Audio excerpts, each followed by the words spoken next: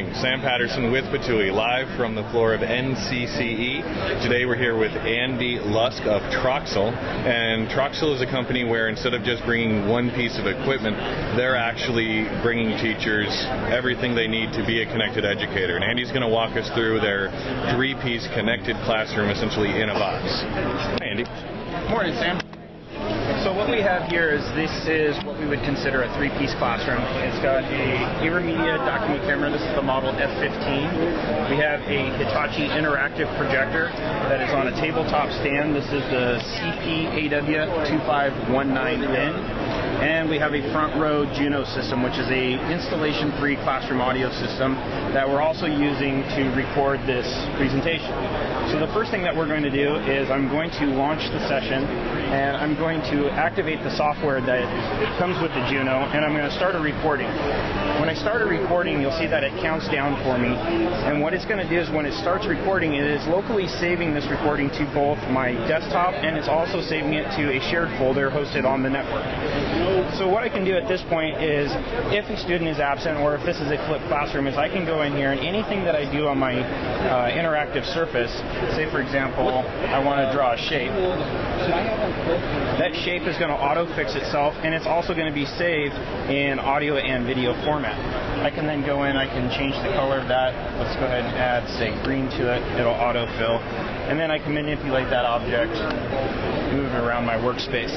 Now, if I want to work with a document camera, which is a second piece of our equipment classroom, you'll see up here in the upper right corner we have a document camera image. This is the AverVision Sphere software. You'll see when I put my hand under the camera, it shows up there in the corner. Now I can blow this up to full screen, and now I've got an interactive surface that I can put live objects under. So this is great for students that maybe have something for show and tell, or if I want to zoom in or show a business card, I can then circle my name. I can simply go into the annotation, select my freehand pen, and we're going to use blue as my color. I can then circle objects, or if I want to draw a certain attention, say this is a dissection or some kind of science project, I can draw attention to certain areas that I want students to follow along with on their desk. Now again, with this entire recording being done, everything is being saved to a front row software system. The Juno system is a portable system that can be installed in a classroom. It can also be permanently installed using a mounting system as well as in-ceiling or wall speakers. So the nice thing about this recording is it's saving it to a shared location.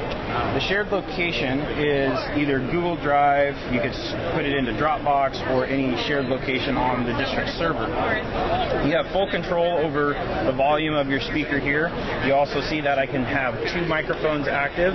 I can also add an additional 3 student microphones to have 5 microphones total playing at once.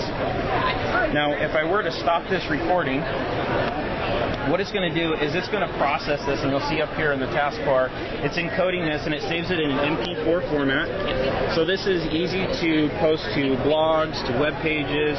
It also is compatible with Apple TV and will play easily without conversion on Apple iPads, iPhones, iPod Touches. So once this is done converting, we will go into where it's stored. So the first location that it's going to be stored at, we've got 2 hot link buttons down here at the bottom. The first one is our hot link that goes to our local storage location here on my computer. And so this is the recording that it just created. Once it's stored on my computer, it's also going to auto-publish to a shared folder online. So again, I can use my shortcut key here, simply hit shortcut, and what it's going to do is it's going to automatically take me directly to my shared folder on Google Drive. So all I have to do is simply share this folder with my students in the classroom, and they would have access to any of these recordings. Now right now I'm just using a very generic recording title, but if I go back into the software and I go into the settings, I can then control how my recordings are saved. Do I want them in low, medium, or high recording quality? The higher the quality, the more content or the more space it's going to take up on your hard drive, or it may take longer to upload to a Google Drive account. Here's where it points to where I want my recordings to save. But where it's really powerful for teachers is they don't have to remember where they save their recordings. or what time of day or what that recording maybe was regarding. This is where you can schedule, say for a high school teacher, I can actually schedule my classes in here and say from 12 to 1 I am doing math, from 1 to 3 I'm doing science, and from 3 to 5 I'm doing social studies.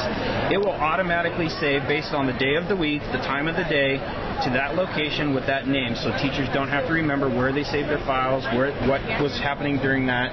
And you can also have direct web links, so those files will go to a web location. Nice. What kinds of things have teachers brought to you that they can do with the system that you might not have thought of initially? So what teachers can do with this system is, in this particular format, the reason that we started showing it in this format is it's a tabletop arrangement where for special needs students that maybe can't reach a traditional whiteboard, that won't be able to reach up to, say, the top of an image to close a file or to navigate to different tabs here on our internet browser. With a tabletop setup, it gives the ability for a special needs student that's maybe in a wheelchair to come up to the table and still interact with that surface. Excellent. Can you get back over to where you've got just the full screen doc cam? Absolutely.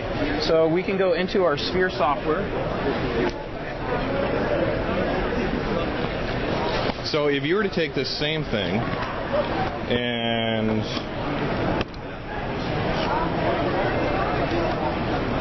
figure out which way is up.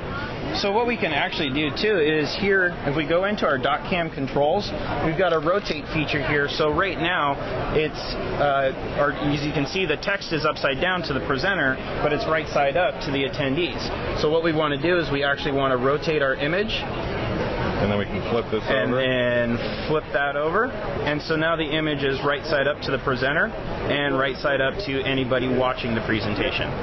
And then from here we can actually control our document camera. We can zoom in on something. Nice. Once we zoom in, we're going to want to autofocus. And then if we want to reset our zoom to go all the way back out to 0, we just hit reset zoom and it zooms all the way back out, and we'll automatically auto refocus.